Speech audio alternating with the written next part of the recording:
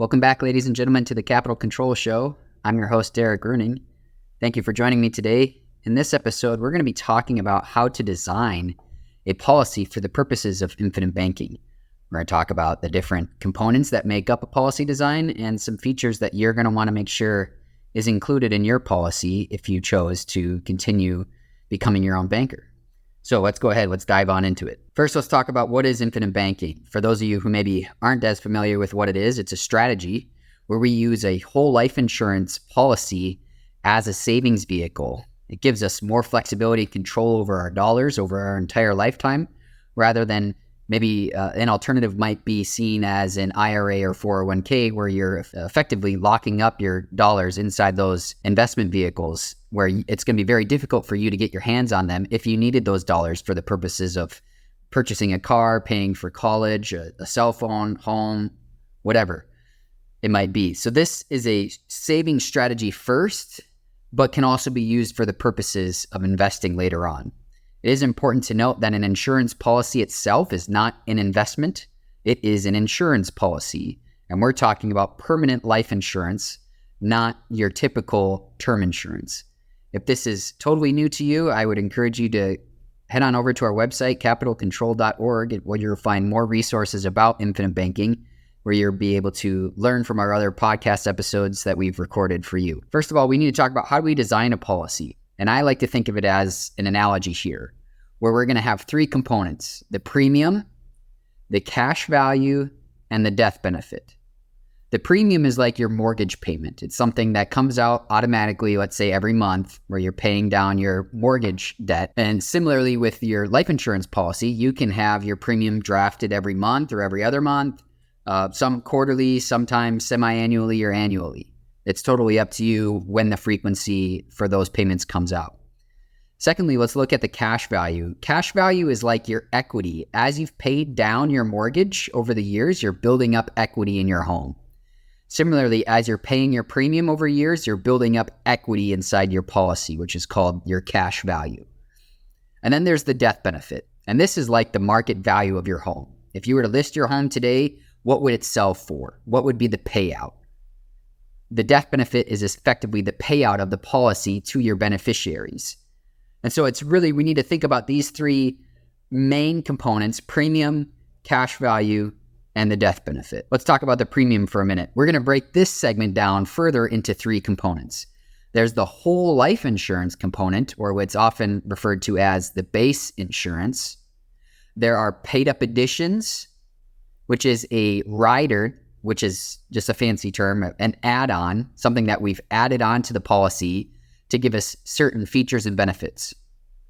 And then there are other riders that are a little bit more technical that are important and are something that you're going to want to consider. So let's go ahead, let's dive in a little bit deeper into each of these three components of the premium. The base insurance.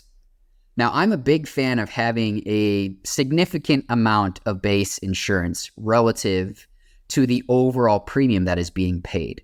And why is that? For three main reasons. Longevity. The policy is designed for you to pay premium as long as possible in order to reap the maximum rewards. And for people who maybe aren't familiar with infinite banking, this is potentially a foreign idea. Why would I want to pay premium over a long period of time? I thought the whole idea was to make insurance really, really cheap. Well, there are trade-offs when you do that. We're going to look at an example here at the end of this video as to what might be some of those trade-offs. But in my opinion, for the purposes of becoming your own banker and for the purposes of potentially utilizing your life insurance policy as a source of passive income in your retirement years, you want your policy to have a significant amount of base so that it can be a long-standing policy in order to reap those types of rewards. Then there's the death benefit, the higher protection. You're creating future cash for your beneficiaries. By having a higher death benefit, your beneficiaries are assured a tax-free payout greater than you've paid in premiums to the policy. So even though you're giving money to the insurance company for the benefit of having life insurance, they have a higher protection on you. The death benefit is greater than what you've paid in premium. So effectively, you've created cash for your family and loved ones. A third reason why you should have a significant amount of base insurance would be that the higher your base insurance is, the larger the dividend. And as we know, the more dividends, when designed properly, will purchase more death benefit, purchase more insurance. And what that does is drives the cash value accumulation up over time. So we are forcing the hand of the insurance company in this way of increasing your death benefit and increasing the cash value. That's how we get this compounding effect over many, many years. So for these three main reasons, why do you want a significant amount of base relative to the overall premium?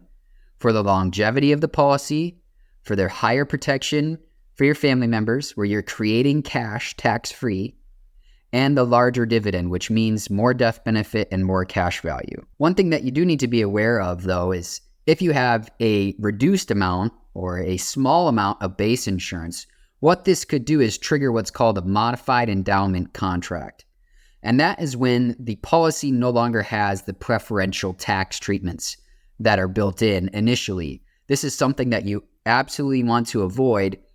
And this is not a concept that a typical life insurance agent would get or understand. If you were purchasing whole life insurance from a State Farm agent or Northwestern Mutual, who maybe hasn't been trained for the purposes of becoming your own banker, I have heard stories of people that have come to me and said, hey, I have a life insurance policy, and that previous agent said it was designed to mech in the first year. It was designed to lose the tax preferential treatment. I don't know why anybody would want that type of policy if you can easily avoid it. And that just goes to show you that in order to do this, you really should be working with an authorized infinite banking practitioner like myself and my other associates. And this is why also that you should want a higher base allocation, because that means that the risk of it becoming a modified endowment contract could be reduced relative to the overall premium that you've paid over the life of the policy. Let's talk about the second component, the paid up additions. Now this varies from company to company, but I'm going to just go over three very simple ones here. I call it the very first example would be the one and done. This is a lump sum payment paid at the front end of the contract in that first year or first 2 or 3 years. And it's only one time. If you miss that window, it's not likely that you're going to have much flexibility to pay that premium later on in life. What this is doing is you're effectively dumping in a high amount of liquidity in the early years to front load the policy to build up that cash value very, very quickly relative to the rest of the premium that you would be paying for the rest of the policy. So you may see in this instance, let's say an individual wanted to do this and the premium amount in the first year was $100,000, but every year thereafter it maybe was reduced to $25,000. What you're trying to do is to buy a lot of death benefit in that first year and increase the cash value, and then the rest of the premiums from that year after would then be reduced. Another component might be one that has the most flexibility here. This would be number 2. This rider would allow you to purchase paid up additions every year that the policy is in force, and you may pay any amount between the minimum and the maximum. There is always going to be a minimum and maximum amount of paid up additions that are designed into the policy. And this would also be relative to your income. You know, the premium that an insurance company will allow you to pay is contingent upon how much income you have and how much income you are earning year over year. After the first 7 rider years, the maximum annual premium that may be paid for this rider is the average of the premiums paid during the first 7 years. So this is why it's really important. In the first 7 years, you want to pay as much of this PUA rider as you can and as is designed. You want to get up to that maximum, because then from year 8 on, you're going to be able to continue to contribute the maximum. If you didn't, let's say in year 3 or 4, you dropped that down to the minimum, well, now that's all of a sudden going to have drastic impacts from year 8 on. Now you're not going to be able to contribute as much PUA premium in those years. There's a third PUA rider, and this one is slightly less flexible. This rider must be paid in order to keep the rider active. It's more flexible than the base premium, which is absolutely required, but it's not the most flexible PUA rider.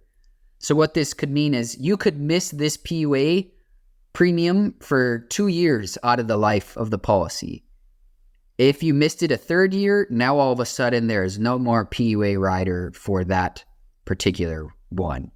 You would have a reduced amount of paid up additions that you would be able to contribute to your policy. However, it could produce more cash value and purchase more death benefit than the second PUA rider option, the one that is the most flexible. So that is why some people may consider it. Even though it's less flexible overall over the entire life of that individual, but it does have some benefits. It produces more cash value and is buying more death benefit than the paid up addition option number 2 that you see before you. What about these other riders? These are the more technical ones. When designing a policy, oftentimes there is a component that is necessary where we need to add term insurance in order to make sure that the contract does not become a modified endowment contract and lose the tax preferential treatment that it has. So we're not totally against term insurance. There is a need for term insurance oftentimes, even when we're designing a permanent life insurance contract. Some other features might be what's called a premium deposit fund. This would be for somebody who has an extraordinary amount of liquidity, and let's say they wanted to split up a large lump sum and pay for the premium for 5 years. So in this scenario, let's say that individual had $100,000, and instead of having to come out of pocket every year for $20,000, he's able to then defer it and split it up almost like an installment. So that $100,000 would be given to the life insurance company, and they would earmark $20,000 for the first 5 years to pay that premium. It's important to note that the $100,000 is still earning interest, and that interest would be taxable as income, but it's effectively dummy-proofing it. It's the insurance company's managing it, and they have earmarked it for premium for a certain amount of years. How about OPAI, OPI rider? And this one is for minors. This is for somebody who is between the ages of 0 and 18. And the reason for this is that individual does not qualify for term insurance.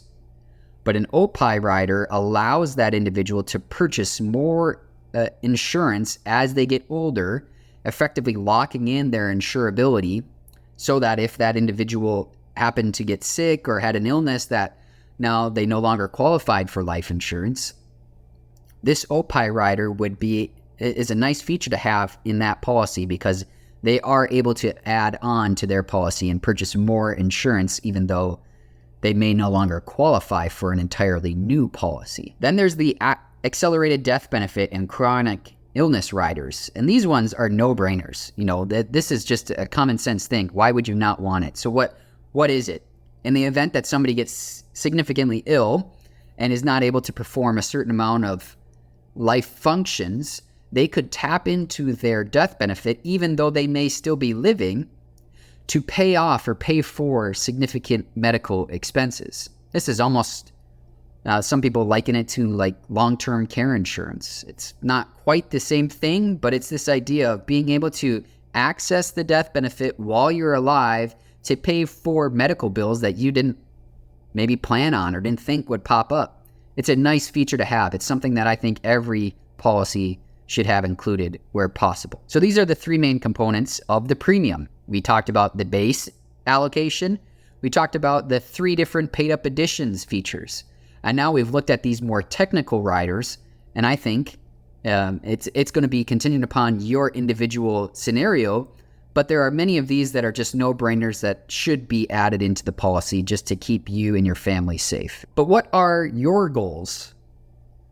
Your income, your age, your time horizon, and your health are all going to be factors that are going to impact your goals.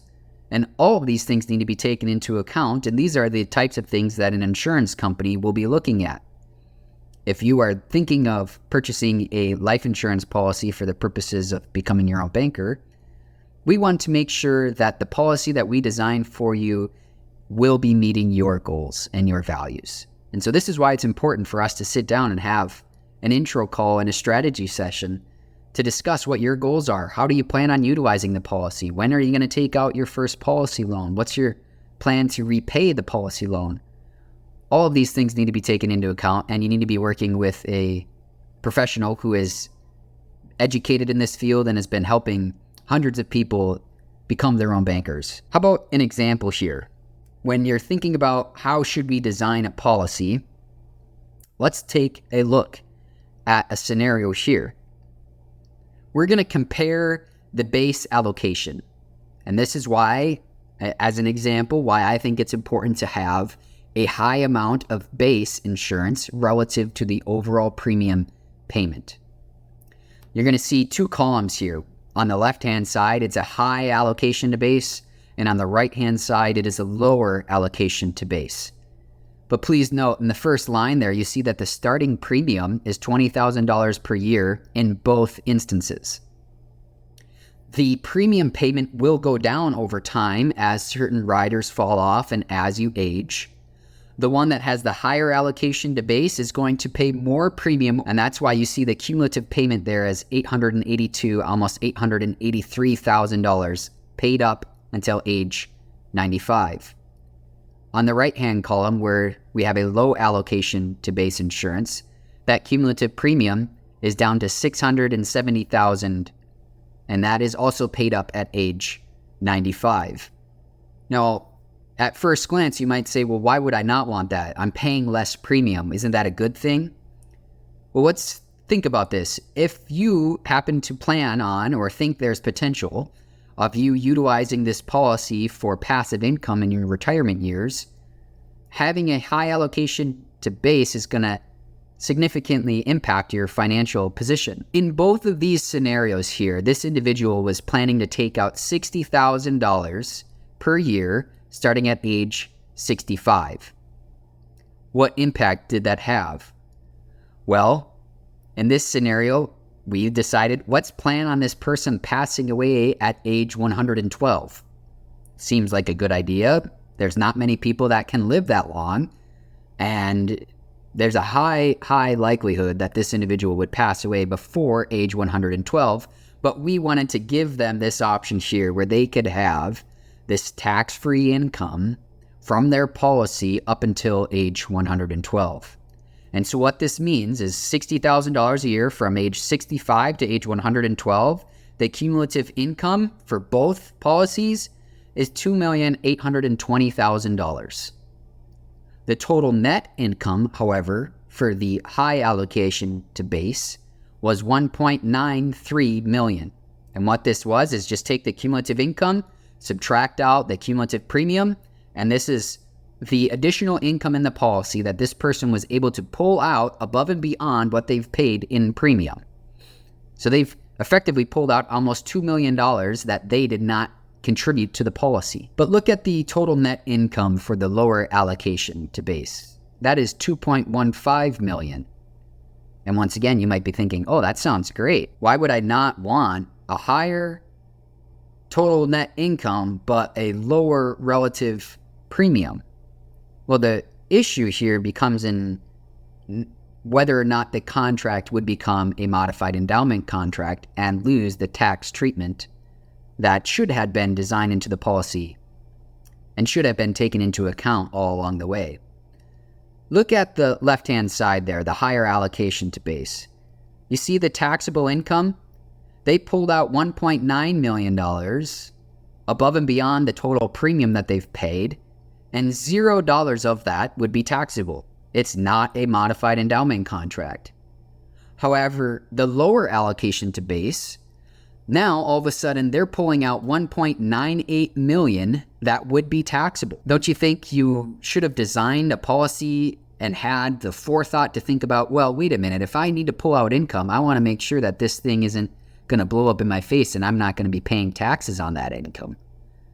Imagine that. You're paying taxes on $2 million from age 79 to age 112 versus paying zero taxes from age 65 to age 112.